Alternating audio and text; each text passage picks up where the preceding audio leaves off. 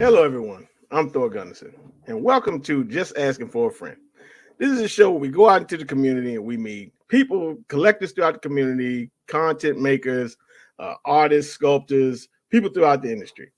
And tonight, I'm very excited about tonight's interview because I've been friends with this woman before I got into the collecting community for about a good 6 years or so, for a very long time.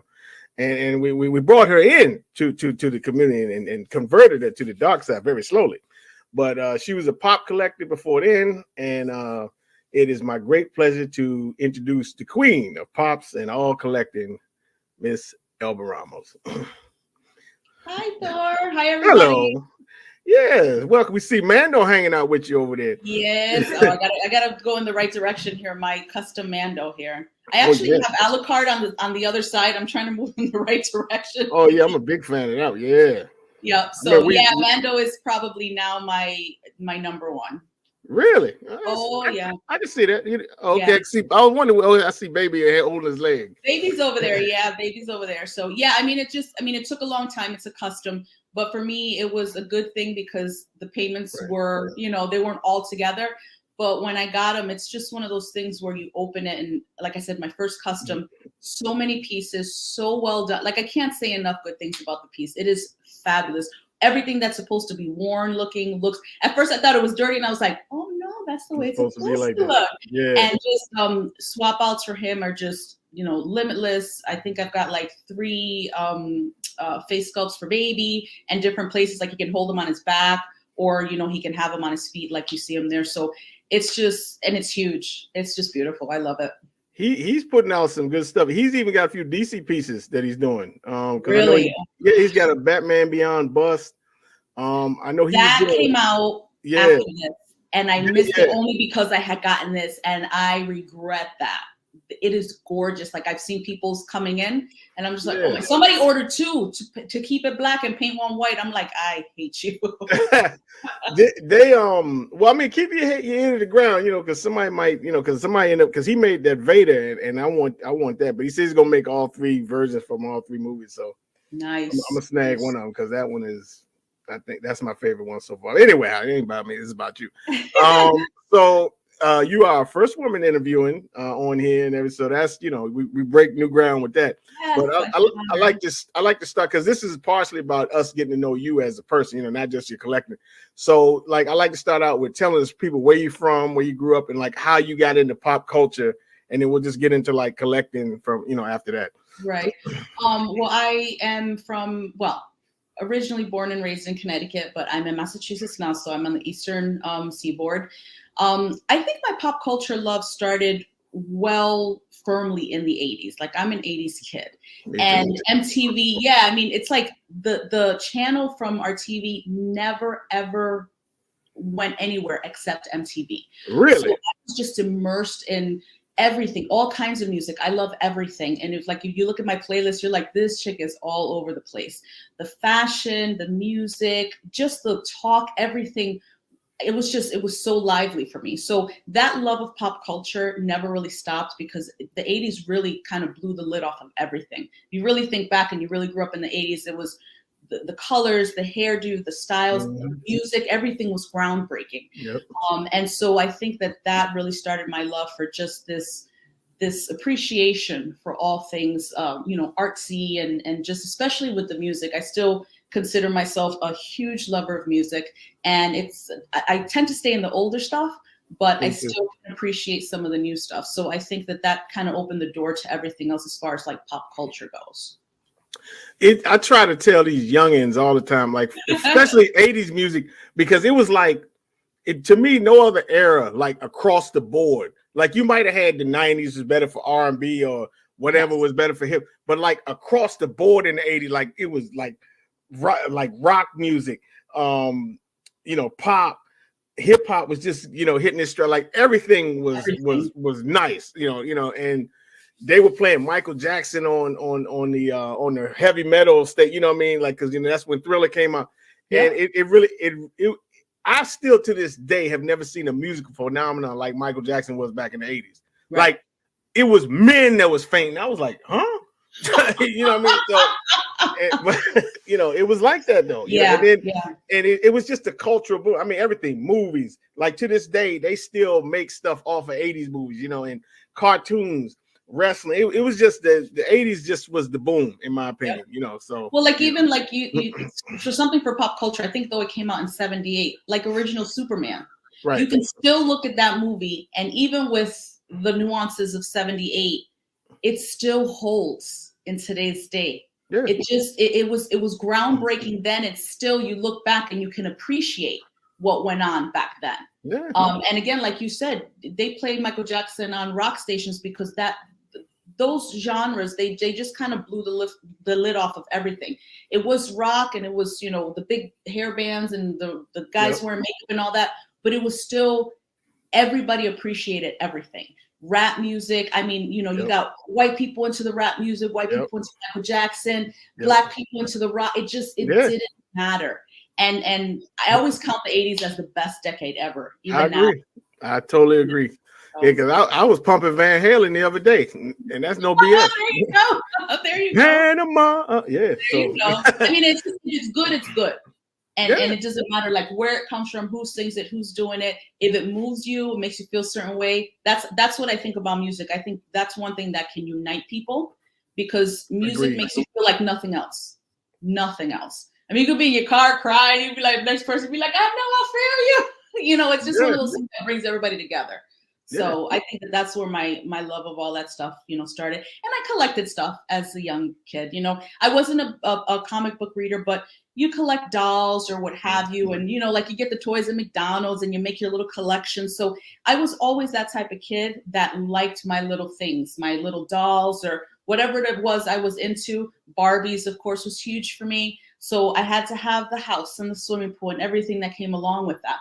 So, you know, that kind of love of collecting, it obviously grew or matured, I would say, obviously from toys and stuff like that. But even to this day, I started collecting those really expensive Barbies, the stuff that you have to be part of the fan club to get.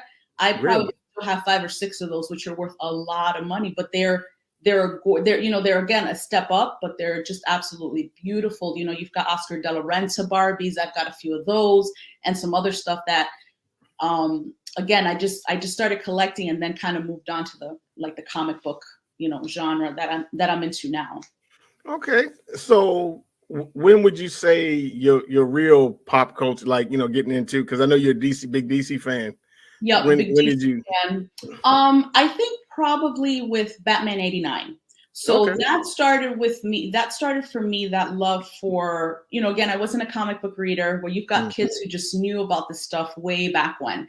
And I knew about it, but once I saw that movie, and then in the 90s when the animated series came out, because if some people know, some people don't know, but Batman is my absolute all-time favorite comic book character. When the animated series came out, it just like blew the top off of like, wow, this is truly, it solidified for me that he was my favorite character.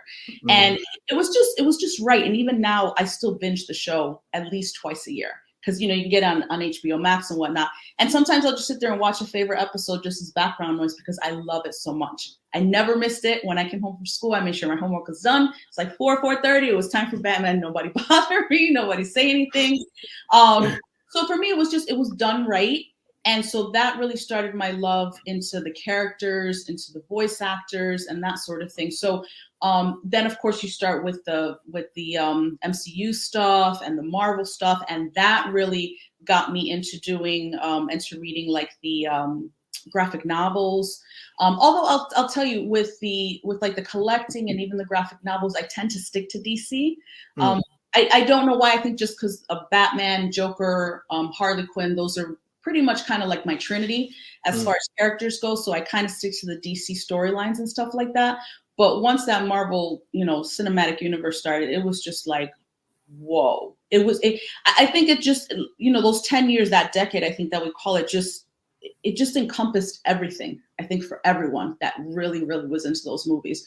You knew you were going to hang around for those end credits. You know, people were talking about these spoilers and Easter eggs. And that just, I mean, that was just 10 years of just this I don't know. It's hard to explain what that was all like. That major 10 years of, whatever that phase was. I don't even remember what. I think, what are we in phase now? 4 or 5? I done lost count. Yeah. So just that, and you knew that whatever was coming out, you're like midnight, the night before it opens, or the day it opens, or I mean, my sister and I were on there getting tickets. We're like, and on the phone trying to get tickets, making sure we get our stuff for like opening day, because it was just this excitement of, you knew what was probably coming, but you needed to see it. And so that I think also just entrenched me in the Marvel stuff as far as the theater. But collecting graphic novels for me is really DC. That's where I kind of keep my focus. I'm gonna tell you, I'm gonna go back to the animated series for a second. It's 2 episodes that really stand out for me. One of them I don't know what it's called, but it's Batgirl got hit with the Scarecrow's fear toxin, and she I guess she dreamt her worst fear. Like the whole episode, like you watch this, she's like, what is going on? And her worst fear was that her father, like that she died, like in her dream, and her father found out that she was Batgirl, like she died as Batgirl. Okay. And then so he went full bore as he found out that Bruce Wayne was Batman. He was chasing hunting down like a dog, and then he even got Bane out of jail to help him catch Batman. And then at the end, she finally wakes up and finds out. Yeah.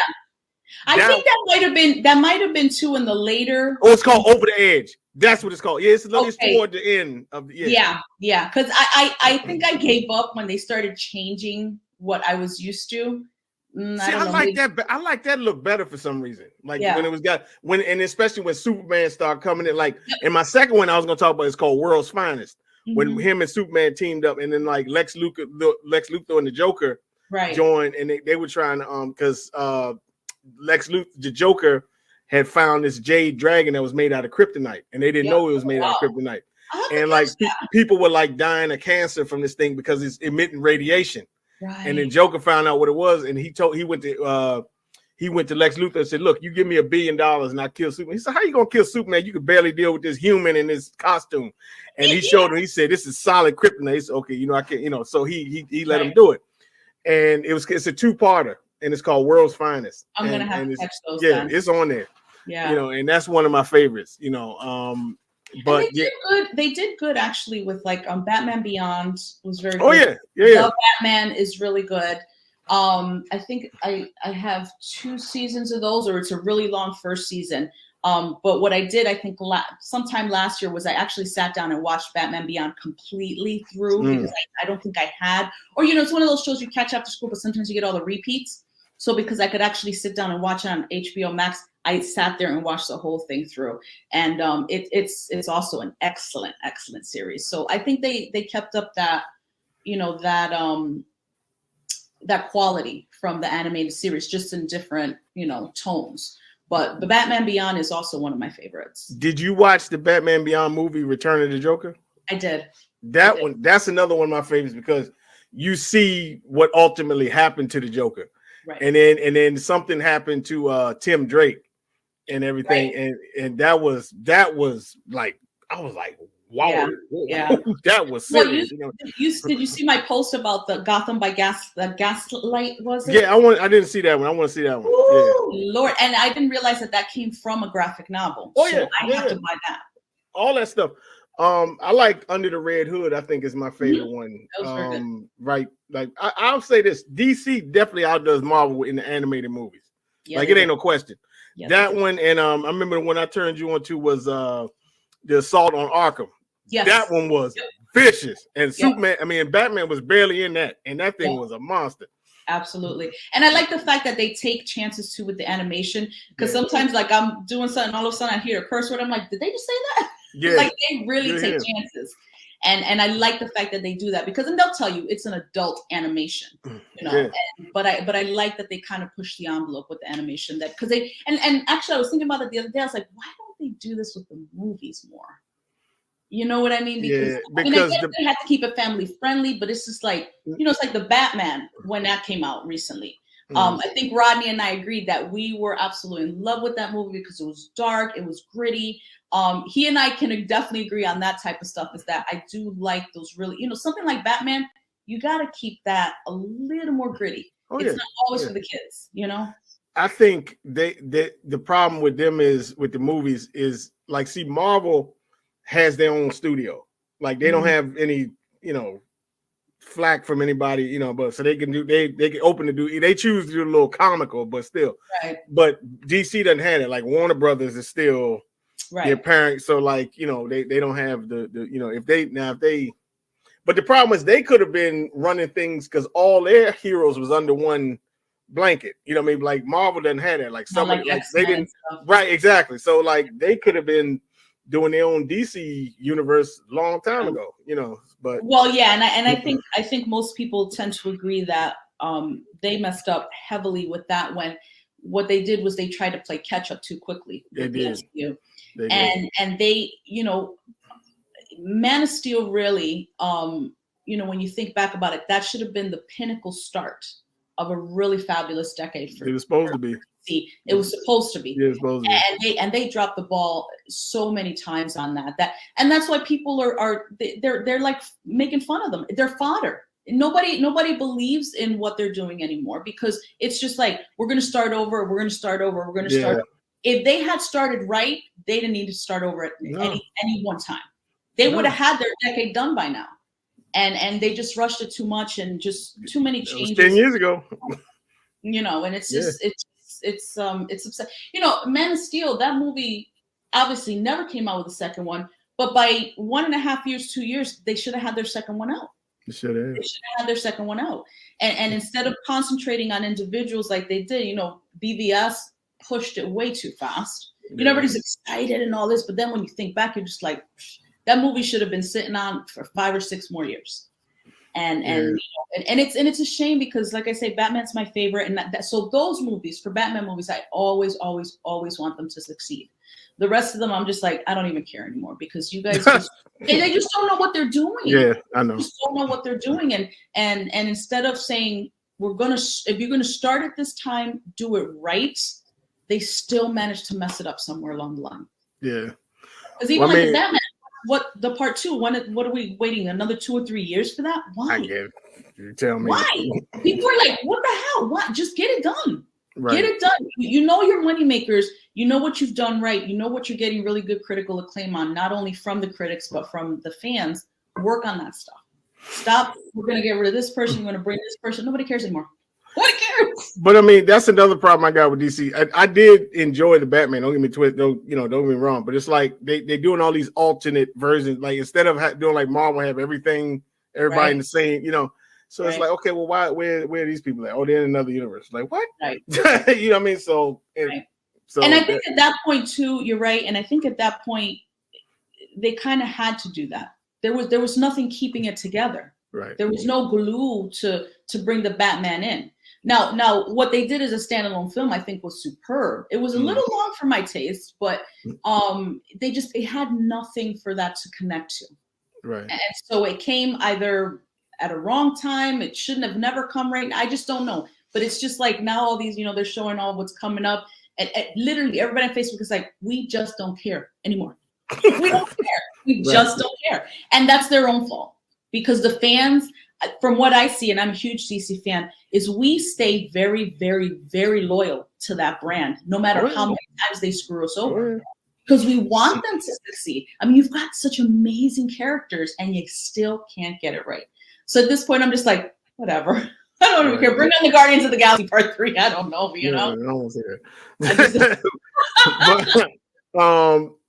So what was I gonna say? Before we get into the pops and collecting everything, how'd you feel about the Nolan trilogy?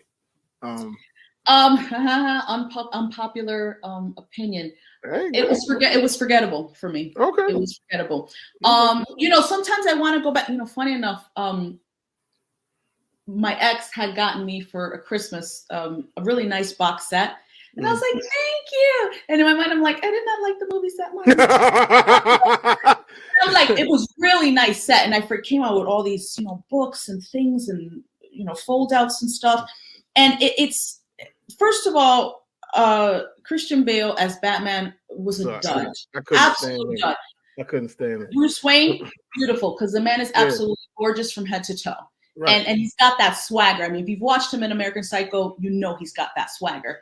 The voice for Batman is just Thank you. The first time he did it, like, what are you doing? Oh my God, I hated it so much. Oh God. And I think I'm trying to remember so the first one for me was actually was probably my favorite. Mm-hmm. With the Scarecrow, and I know Katie Holmes was in it, and Ra's al Ghul, right, was in it. Yeah, that was it. When was the Joker? The second or third? The second one. The second one. And the third was Bane. Bane, yeah. Yeah, that whole thing. And listen, I love me some Thomas Hart, Henry Cavill, but they screwed that character up. I just don't like the way they made him. Like, it just, I don't know. Come on, Bane or the Joker? Bane. Okay. It didn't work for me. No, the Joker, and it's one of those things where they praise his performance, which was absolutely wonderful. Mm-hmm. But for me, it was just like he was the Joker. I don't know. It's hard for me to put a finger on why I feel like that. Mm-hmm. I think he did an absolutely superb job. I think the movie as a whole was. It was one of those things where it felt too long. It's like when you thought it ended, then they're on top of a building and he's like pushing. And I'm just like, what hour is this? They really could have cut that down by a good. I felt like that about the Bane one, actually. It got to a point where I'm like, okay, what are we doing? Yeah. And I did not like Anne Hathaway as Catwoman. It just did not. For me though, Michelle's always going to be Catwoman. And I think that's probably why I'm stuck on her slink. And not that Anne Hathaway wasn't slinky and stuff, but it's like, it's the Princess Diaries. I'm just like, really? She's Catwoman? So for me, it was a forgettable trilogy. The first one was my favorite. Heath, of course, did an amazing job, but Bale was an absolute miss for me. Oh my God. As Batman. Everything good. And you. Yeah, like, oh my God. Exactly. Shut up. I think the grittiness of it, coupled with Heath's performance, was I think what got most people, because you're coming away from this 89 Returns, this very bright, which I personally liked. I thought it was great for the time, and I really would have liked to seen a third one from Burton. So I think that's what caught people, was that it was just always dark, and it was what people wanted to see as Batman. I think that's why a lot of people like Affleck's Batman, because you see like everybody. He's my favorite. Yeah, you bring up the fight in the warehouse. It was like, oh yeah, we're doing that. Was it. That was it. You were like, yeah. But even before you get there, it's like when you look at him, if you line them all up together and you look in the pages of the book, he looks the most like Batman out of all of them, in my opinion. You know what I mean? He does. And even he does. You're right. He does. And even with the voice, he had a voice changer, so it wasn't like, that's why he sounded. He wasn't doing this. And I was like, oh my God. Yeah. So it was like, Jesus, I hate it. But I will say this about Bane. I thought Bane. See, I'm weird. I thought Bane was funny.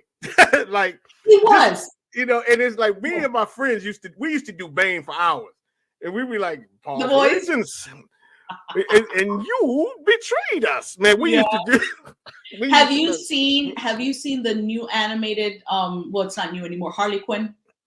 Yeah, you told me to watch. I remember I was watching it. Yeah.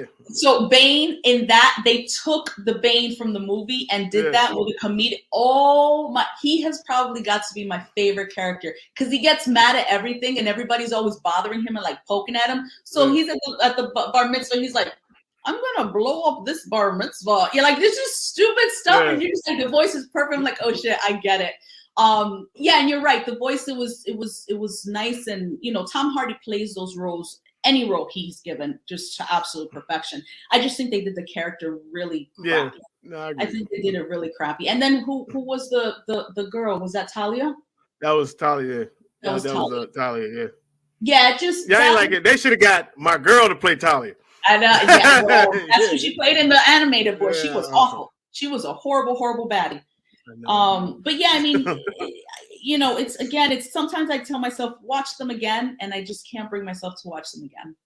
So I think I watched the first of the trilogy maybe 2 or 3 times, but just can't bring myself to watch the second and third again. That's weird. That's the one I watched the least, even though I liked them all. I mean, the last one I could, whatever, but I think I watched the second one the most. If I go back and watch, Right. But I mean, he blew it out of the water. I mean, he brought such a humanity to it, even though he was off his rocker. Yeah. Again, it wasn't this colorful over the top. It was just this straightforward, he's a criminal, he's off, he's just completely crazy, but he's giving you knowledge at the same time when you're thinking about what he's saying makes absolute sense, and he's so calm about it.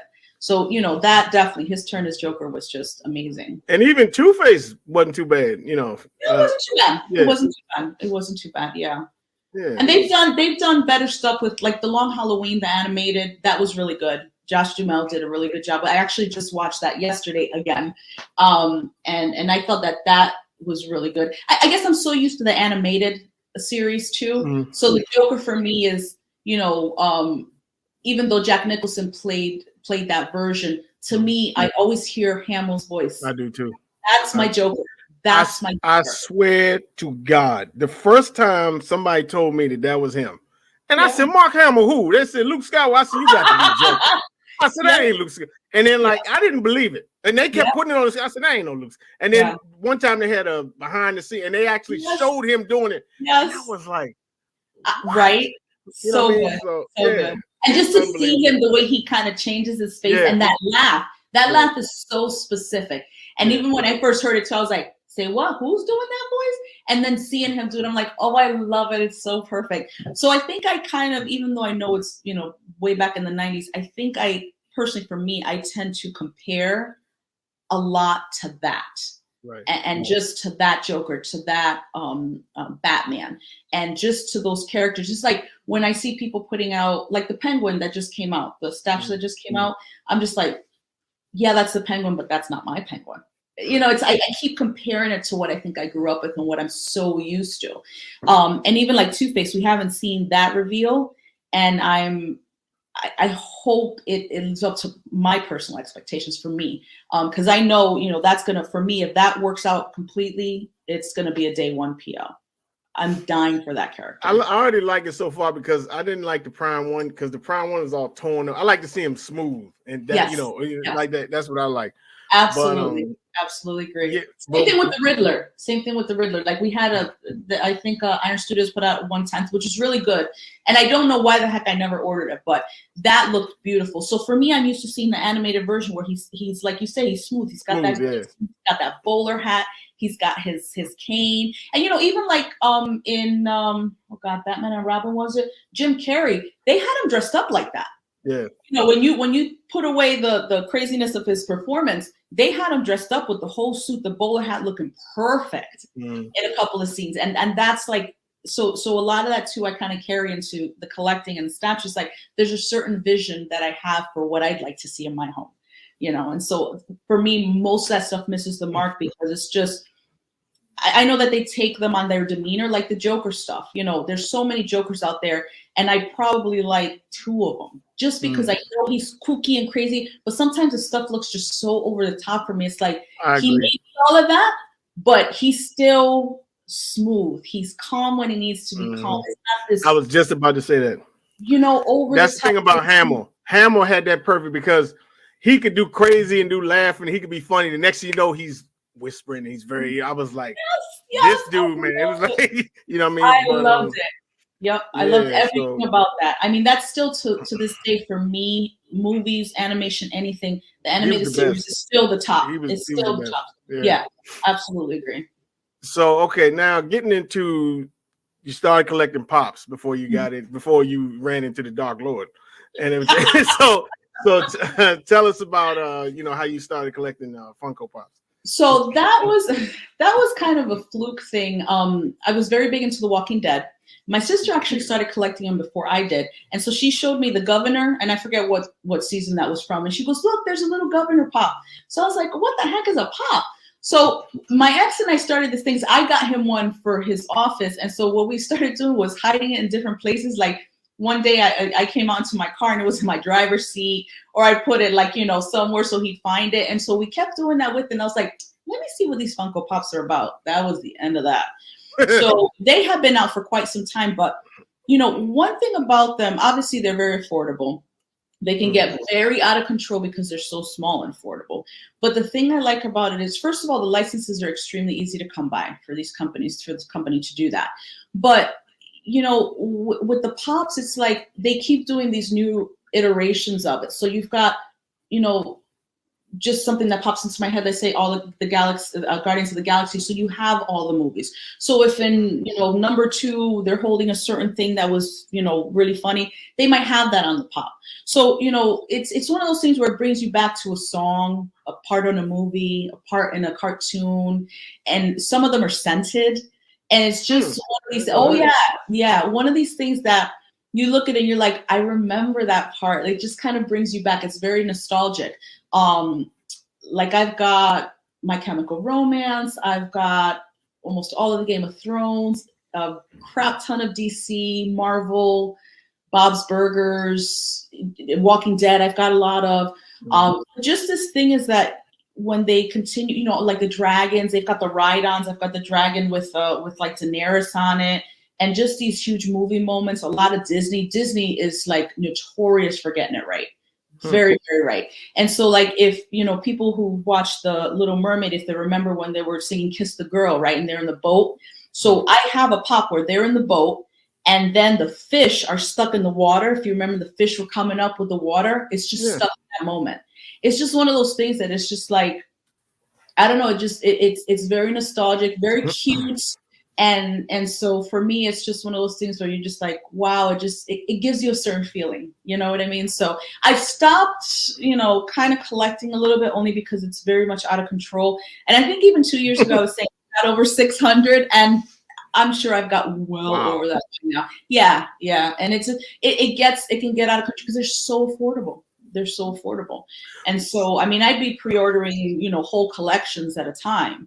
Because they came out with a new collection. They came out with, which I haven't gotten, I'm surprised, for House of Dragon. The Game of Thrones spinoff. They came out with stuff for that. And so, but yeah, some of them are boxed, but I'm an unboxed girl. I know that's probably taboo because people like I've heard, yeah. They love to keep their stuff boxed. But the thing is that when I buy them, I don't buy them for resale. I have some in a box only because there was just something about it that said, just keep them in the box. Like I've got my Clockwork Orange, Alex DeLarge with the mask. That's still in a box. I've got the BB-8 where he's got his little thumb up. That's in a box.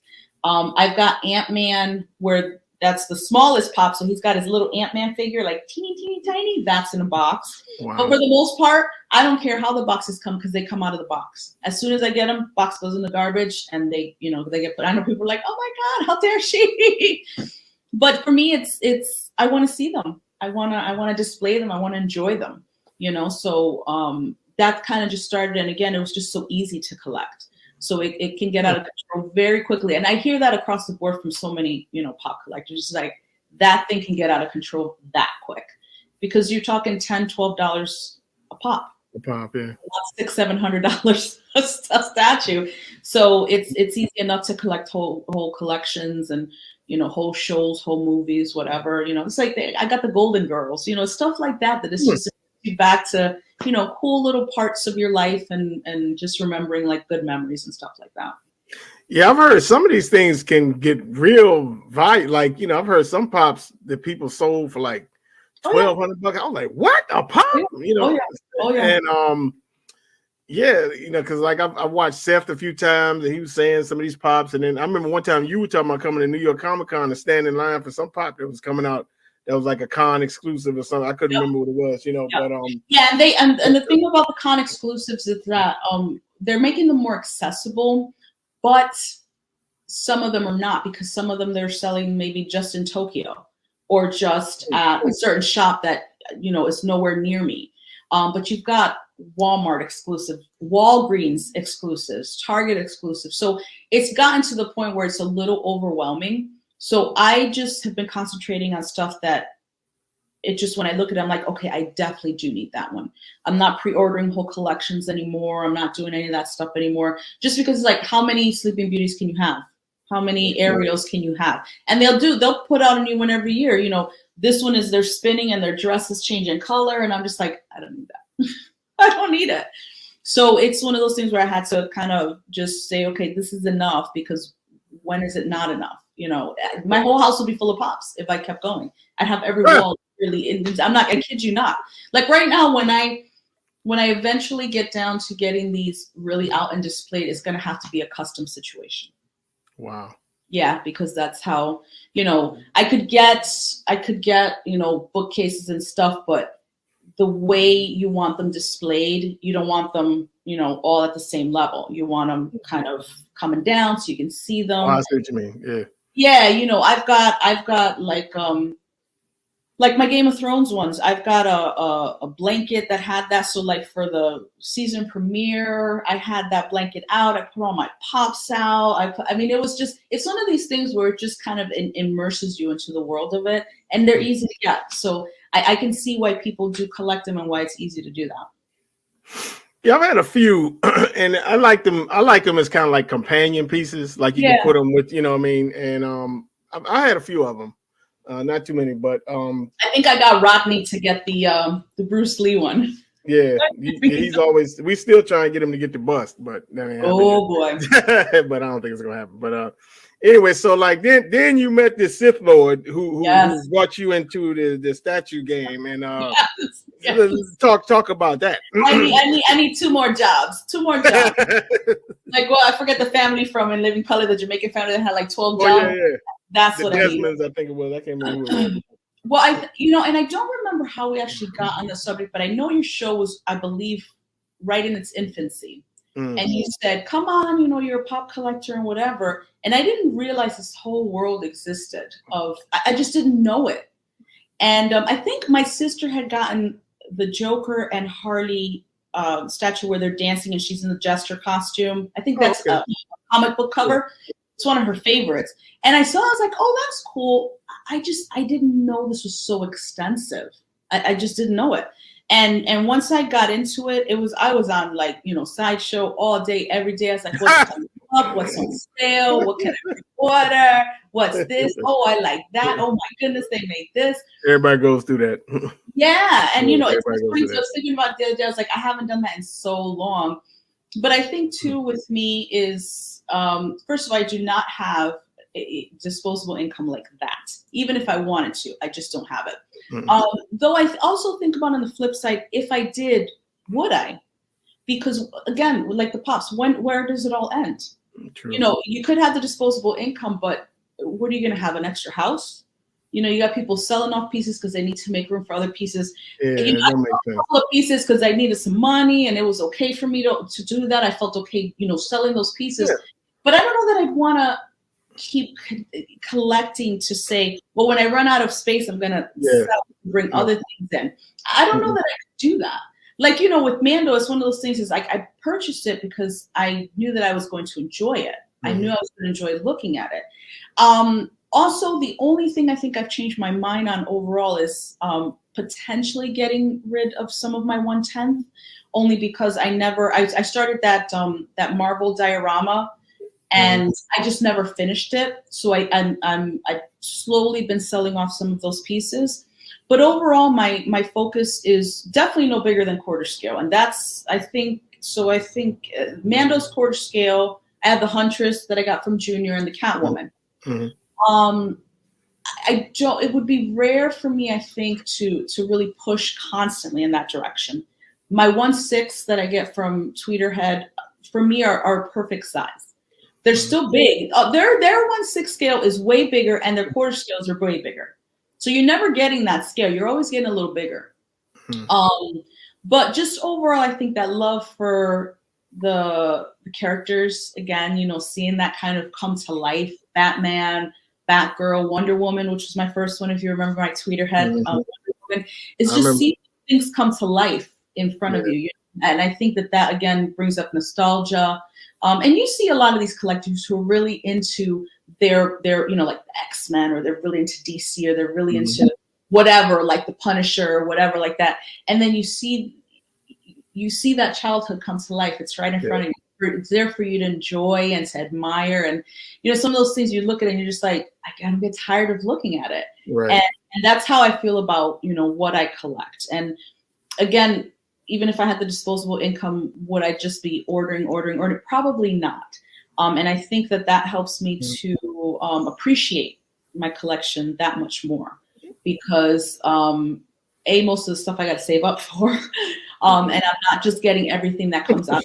No, I want to get everything, that I like that comes out on the market. But I don't know.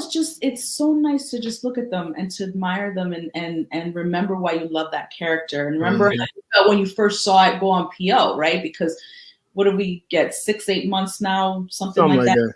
Yeah. Kind of that up overall, but it's one of those things that when you finally get it, it's just like, oh, there she is, or there he is, or there it is. And I know it brings a smile to my face when I see, my stuff out and displayed, and just the little nuances and all the detailing. Like the Joker, I have the Tweeterhead Jokers. I have both of them. I have the OG and I have the new one. That thing you could look at for hours and still find these little things that like, oh, that looks so good. And oh yeah, now I get why this is there.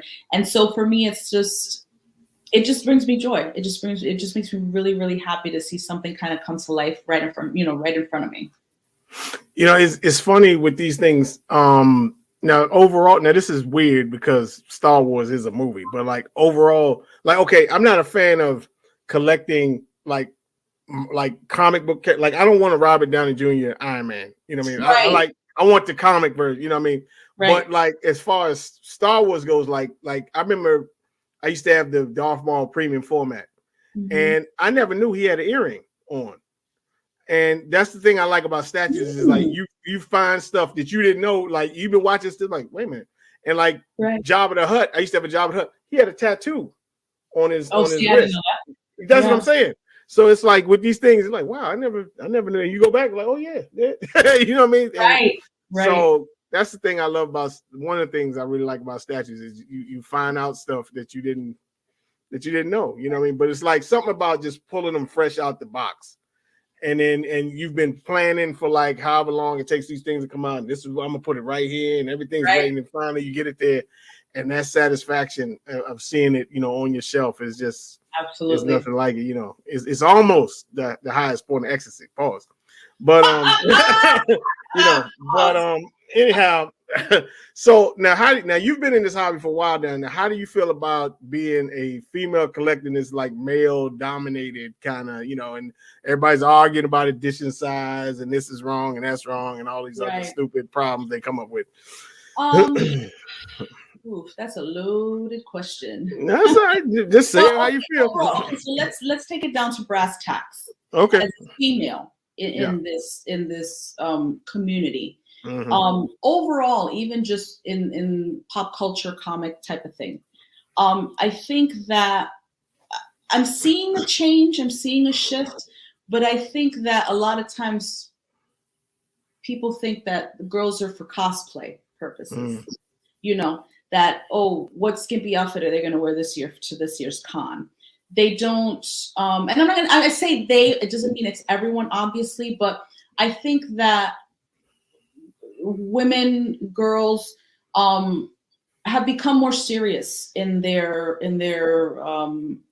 getting involved in this community or in this hobby, because I think that unfortunately that's kind of what we've been looked at is, oh, how is she going to look in a Harley Quinn outfit, or how is she going to look into this type of outfit? Well, we can be serious collectors too. We like comic books just as much as the next guy. We know our stuff. We know our characters. We know our lore. We know our history. And again, I'm starting to see a shift better in that portion. Also, another thing that still drives me a little batty is that we come in all shapes and all sizes and all colors. And I think that this whole thing of you can't have a plus size Harley Quinn, you can't have a whatever. I think that stuff has to stop. It's like full stop. This should bring us all together. I mean, this is everything. It's like music. Like I said, this is every character who fights from the ground up, fights for good, fights against evil. It's something that should bring us all together, no matter what walk of life we come from, no matter what we look like, no matter how we think, how we feel, who we are. Everybody's valid in this type of hobby, and I'd like to see more of that. And it's still, I tried to kind of block it out, but it's very hard, not only as a woman, but also as an Afro-Latina woman. Mm-hmm. I think that there's a lot of change that needs to come with women being accepted overall in this. Okay. As far as me collecting, I can handle the big boys. Like me, I don't care. You know me, I will speak my mind when I have to. And I want other girls and women to understand that they have a place at this table. You know, because again, I think we think, boys read comics. Boys are the ones who were collecting, baseball cards or whatever. Girls do that stuff all the time. And I think that girls shouldn't be afraid, even if you kind of feel certain things, because the more of us in it, the more things have to change. You know what I mean? So I've been welcomed. I haven't felt, personally affronted by anyone as far as, certain things that I've said. That's kind of an overall picture. But those that, I've met wonderful people in this community, like really, really good people. And we all have the same goal, right? We want to buy statues that we love, that we want to bring into our homes, that we want to talk about characters, and we want to talk about cartoons and movies and what's coming up, and, this character's death, and oh my goodness, did you see what happened there? So I personally feel okay. I feel welcome here. I don't have any issue overall with how I've been, accepted and treated and stuff like that. But, more girls, if they like it, do it. Just do it. There's no barrier to it. And, just stand your ground. And if boy gets in your face, pop.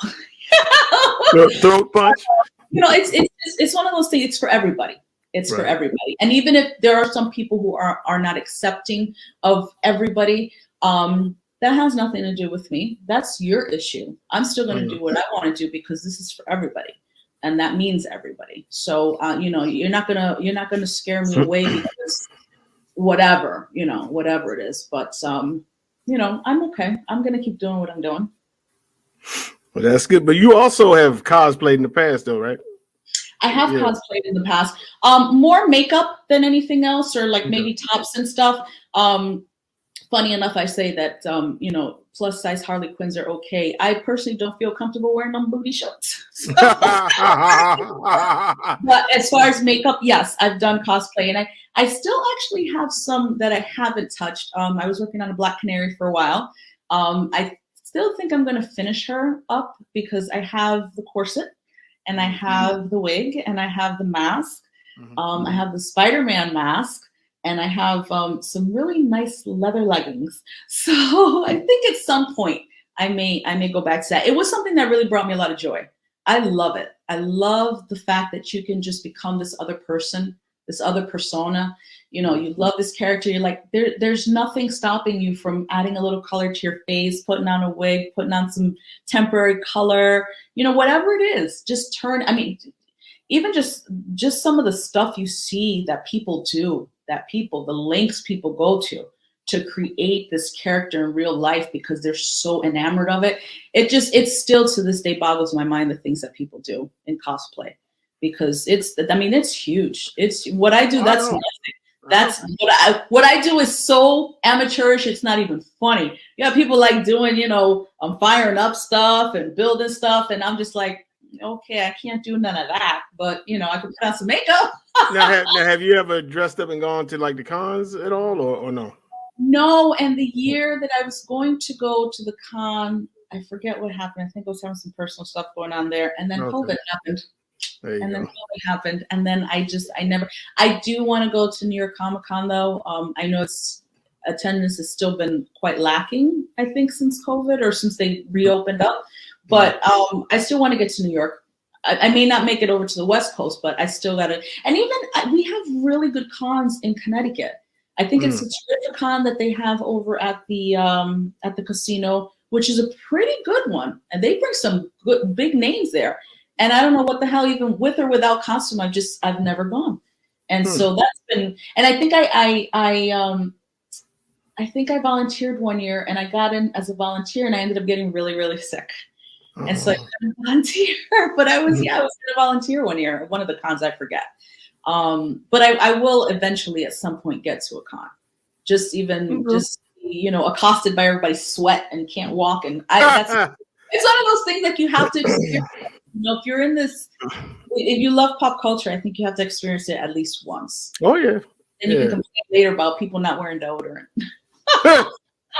And luckily, I haven't had. I mean, I've seen people come, but I've never got the stink part because I've heard that people, they say, they probably go like really popular days and times that it's just and there's probably also been years that maybe like there's been certain guests that just people want to see and certain panels that people want to get on, and it's just like then you see the videos of like the cell phone videos of panels after, and you're just like, can you imagine just be sitting there and to have seen the actors, or like I remember when they announced the Batman versus I remember that too, yeah.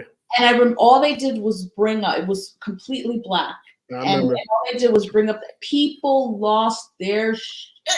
I'm sure somebody died. I'm sure a couple people fainted. They showed when he turned the bat signal on, they went up in the sky and you saw Superman floating and his eyes lit up with the beams, and then that was it. And you just heard the roar, you know what I mean? And I love stuff like that. That type of stuff brings people together with one common cause. And it's just like these characters are so part of our fabric of our lives, and we grew up with them, or even if we just discovered them, 2 years ago or 10 years ago, it's those things like even going to the movie opening night. I know some people are like, I hate going to the movies opening night because everybody's screaming. Like, don't go opening night then, because everybody's gonna be screaming, and for me, I don't mind watching the movie twice. I love that immersion of people getting into it. People, it's like Endgame, right? At the end when everybody comes together, forget it. There's gurneys tearing people out. They couldn't take it. It was too. I love stuff like that because everybody's on the same page. Everybody's excited. Everybody's sad. Everybody's.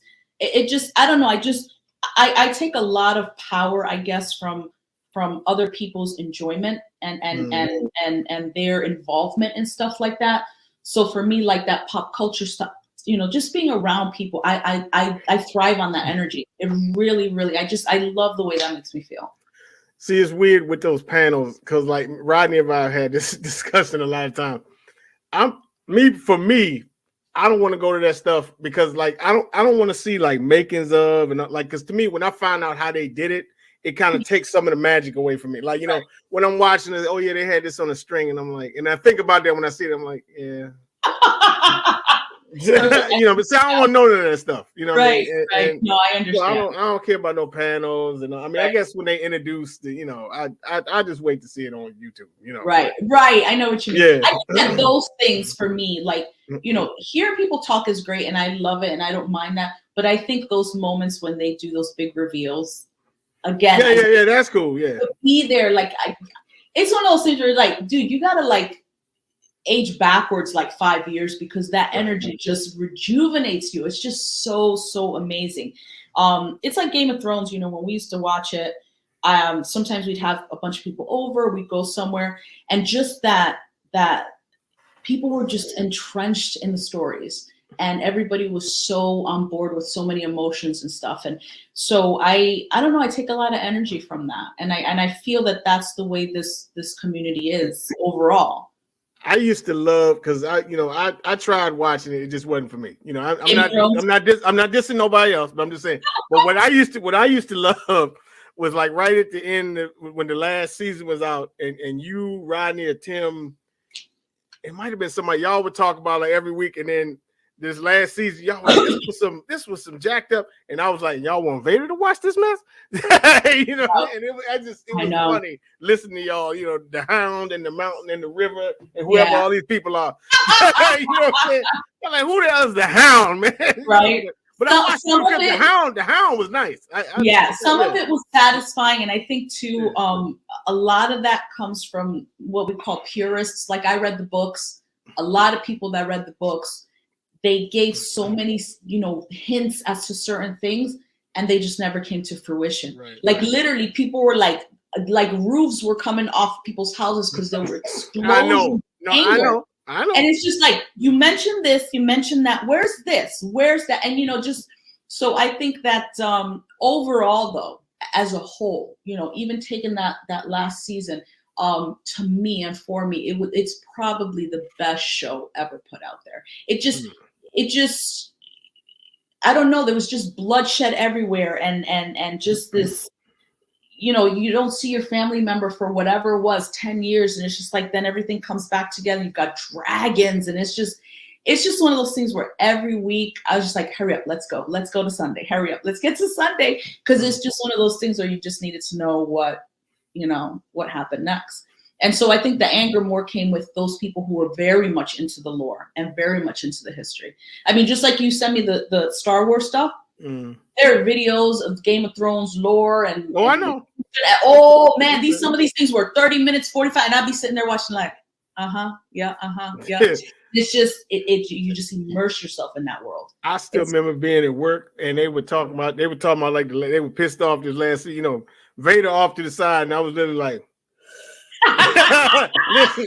You were like, I have no tea. Somebody like, what you looking at? I was like, I'm just y'all crying about this last season. You know, for some reason, everybody cries. Every show that come on, everybody mad about the last season. You know what I mean? If Dexter ain't like the last season. So I ain't mind the last season of Sons, but a lot of people didn't like the last, you know, how it ended or whatever. But I don't know, man. Just a lot of time. Sons, I think, is one show I can say that it may not have ended certain, you know, obviously there's certain things you wanted to see, but I think they took that to where they needed to take that to. Yeah. I think they did it justice. That's my favorite show of all his Sons. Sons of Anarchy, yeah. Sons, because it was real. Like, this is like real, like stuff you deal with, like, you know, how you gonna get money for this and how you gonna survive this, and you know, I mean, I ain't never had to deal with like going to no prison or nothing like that, thank God. But but you could feel like the pressure, you know, you got pressure coming from this way, and you know, it was like, wow, you know, that show was great. Like all the shows he done tried after that have been kind of but that one, it always had you on the edge of your seat. It always had you on the edge of your seat. And then when they started going to hour and a half and 2 hours, I was like, we ain't never gonna make it to work. Because what, it used to come out Sundays, right? I was like, we ain't never. I didn't see it. I didn't. Did I see it when it was like I watched it on whatever Netflix. Yeah, I saw it on Netflix. Okay, so you binged it out. I didn't see it when it was on. No. Ooh, let me tell you what. It was. They're like, oh, this season, all episodes are going to be 90 minutes. Ah, damn it! There goes the bedtime. And you had to sit there and watch it. You couldn't go to bed and not watch it. That was my show. I think, you know, obviously I was upset. And if you haven't watched it now and you're watching this interview, you know, poo for you. This is not a spoiler alert. This show's been out for like 20 hours. Thank you very much. You know, Tara for me was oh my God. I cried hard for that one. I was crying days after that one. And I'm like, this bitch. And then everything that spiraled from there. Yeah. And when they were in the garden, I was like, just shoot her, Jack. Shoot her. She deserves it. God, when the credits was rolling, I was just still sitting there like, right for like 30 more minutes.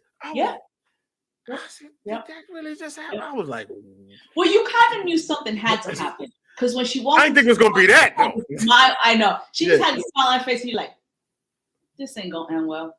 And after it just, you know, the fact of the matter is, you know, Gemma had been playing from day one, even with Jack's father. When you think back of what she did to him, and she played Click, it was never about the family. It was always about saving her own. And so for me, it's just like, you know. But you know, but it wasn't just that. It was after that. Then Juice comes and kills the police, and it's like, what? You know what I mean? It was crazy. He got his too, you know. And Juice unfortunately got into his thing because I think it was his race that was an issue, right? And then that's how he started getting into all this. And I was like, but there's so many different people. There was another Puerto Rican with that, but I think he was half black or something, whatever it was. But I was just like, damn it, really? We had to go there? But you know, he got his too. So, but Tara, I think, killed me even more than Opie. And Opie was tough. You know what? I got big flack over Opie because Tig was my favorite character. And everybody was like, man, it's because your boy, they killed Opie. I was like, you know what I mean? And so everybody took Opie hard. You know what I mean? Yeah, they did. But I did. But Tara for me was the one. She was the one. Tara was rough. You know? Tore me But we running low on time here. Trying to think of we covered game because I knew you were big into Game of Thrones and everything. Where do you see as a kind of close, like where do you see your collection going, like going forward? Do you think you're still going to? I will still, I think I'll always be collecting because I'm not a consistent collector, but if something catches my fancy, I'll absolutely get it. Like Batman from Tweeterhead, that was just teased. Definitely getting that. As long as Two-Face looks great, definitely getting that. I'm still going to pick up that Storm, and I think I may be ordering her in a week or two if she's still available. I think I may be doing that. So it's one of those things where as long as I like it and it's within the budget, I will get it.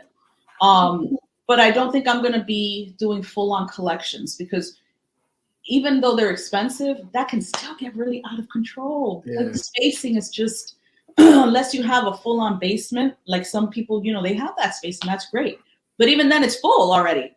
So then what do you do? But I'll always be collecting. It's a thing I've become very passionate about. And I think also too, it's just helped me immerse myself more into the characters and their backgrounds. So I do have an appreciation for that now where I'm reading more graphic novels and watching more of the animation stuff and getting just a little more background into where, all these characters fit in. So I think it's just, it's a whole world for me. So I don't think it's ever going to stop. Okay, well, we'll close on that and appreciate you coming on. It's been great as always. Appreciate it. Oh, you're welcome anytime. So we will catch you folks next time on Just Asking for a Friend. See y'all next time, everybody.